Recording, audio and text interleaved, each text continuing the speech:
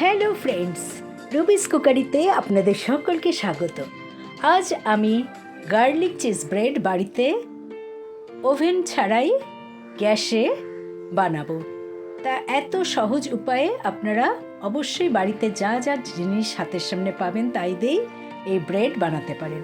আমি এই ব্রেড বানাতে আটার ব্যবহার করেছি। এখানে 1 কাপ আটা নিয়ে নিলাম, সাথে 1/3 কাপ দই নিয়েছি 1 টিস্পুন চিনি, 1/2 টিস্পুন নুন, বেকিং পাউডার নিয়েছি 1 টিস্পুন, আর বেকিং সোডা নিয়েছি 1/4 টিস্পুন। সব কিছু ভালো করে মিশিয়ে নিচ্ছি। প্রথমে খুন্তির সাহায্যে কিছুটা মিশিয়ে নেওয়ার পর আমি এতে ঠিক 2 টেবিল স্পুন জল অ্যাড করব এবং হাতের সাহায্যে ডোটা নরম করে মেখে নেব। যদি আপনাদের জল আরেকটু বেশি লাগে বা কম লাগে সেটা মিশিয়ে নিতেই পারেন, তবে ডোটা খুবই সফট হবে। এবং এইভাবে ডোটা বানিয়ে নেওয়ার পর আমি ঢাকা দিয়ে প্রায় আধ ঘন্টা থেকে 1 ঘন্টা রেখে দিয়েছি।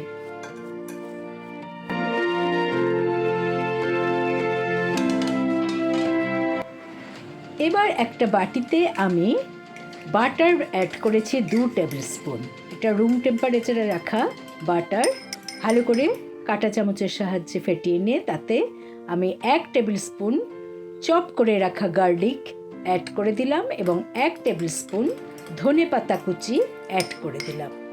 এই রসুন কুচি আর ধনে কুচি পাতা বাটারের সাথে মিশিয়ে রাখলাম। প্রথমে আমি একটা বেকিং ট্রে রেডি করে নিচ্ছি রান্নাটা করার জন্য।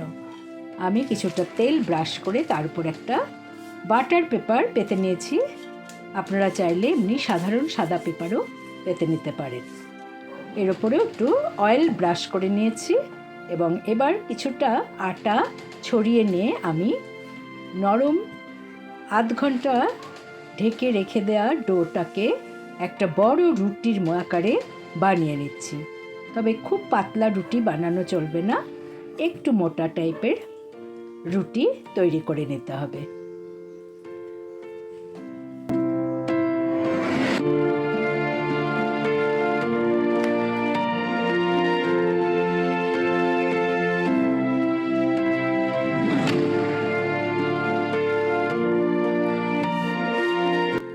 রুটি বানানো হয়ে গেছে। এবার আমি বাটারের সাথে যে গার্লিক, রসুন এবং ধনেপাতা কুচি মেশানো ছিল সেটা ব্রাশ করে দিলাম। অর্ধেকটা এখানে ব্রাশ করে নিলাম এবং এর মধ্যে গ্রেট করে রাখা mozzarella চিজ আমি 3 টেবিল স্পুন অ্যাড করে দিলাম। এবারে আমি এখানে কিছু সবুজ ক্যাপসিকাম 1 টিস্পুন, খুব বেশি দেওয়া চলবে না, সব কিছু অল্প অল্প দিতে হবে। 1 টেবিল স্পুন বাঁধাকপি কুচি দিয়ে দিলাম। এই ভেজিটেবলগুলো না দিলেও চলবে, তবে দিলে আরেকটু ভালো হবে। দিলাম হলুদ bell pepper, red bell pepper, সবই 1 টিস্পুন করে।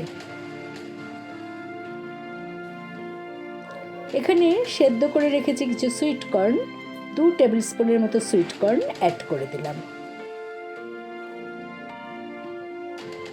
অরিগ্যানো দিয়ে দিলাম 1/2 টিস্পুন। দিলাম চিলি ফ্লেক্স, এটাও 1/2 টিস্পুন অ্যাড করে দিলাম। একটু চেপে দিলাম সব কিছু। এবারে ফোল্ড করে নেব। এভাবে ফোল্ড করে নিয়ে ধারগুলোকে ভালো করে চেপে দিতে হবে।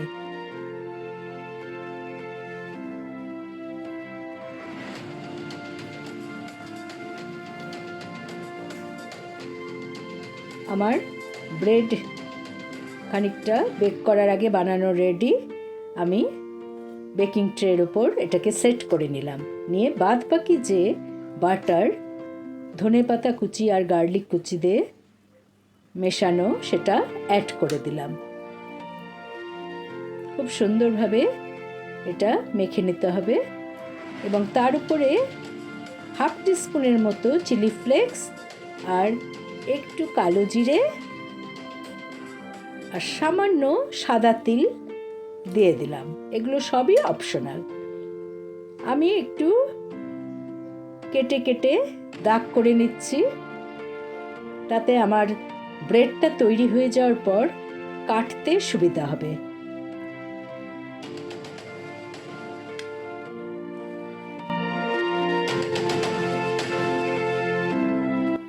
এবারে একটা ডিপ কড়া বসিয়ে গ্যাস জ্বালিয়ে দিলাম।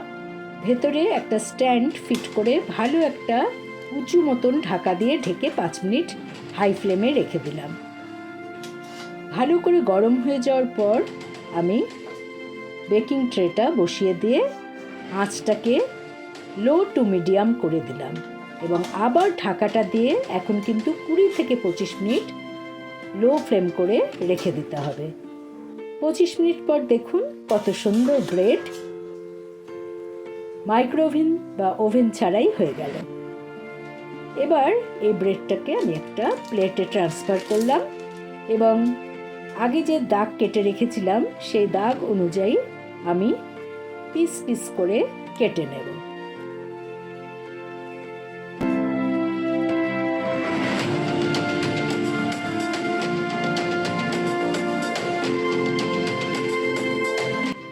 কত সহজে দেখুন পিস করে নেওয়া যাচ্ছে।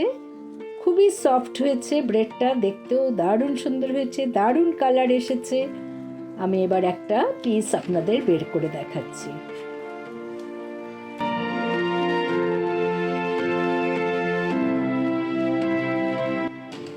ও দেখুন কি সুন্দর চিজি ব্রেড, অপূর্ব নরম এবং দারুণ গন্ধ বেরোচ্ছে। আমি আর না টেস্ট করে পাচ্ছি না, অপূর্ব হয়েছে। আপনারা সহজেই বাড়িতে এই আটার ব্রেড বানিয়ে নিতে পারেন, চাইলে ময়দা দিয়েও বানিয়ে নিতে পারেন। আটাটা শরীরের পক্ষে স্বাস্থ্যকর, তাই আমি আটা দিয়েই বানিয়েছি। এবং বন্ধুরা, খুবই সহজ উপায়ে আপনাদের ব্রেড বানানো দেখিয়ে দিলাম।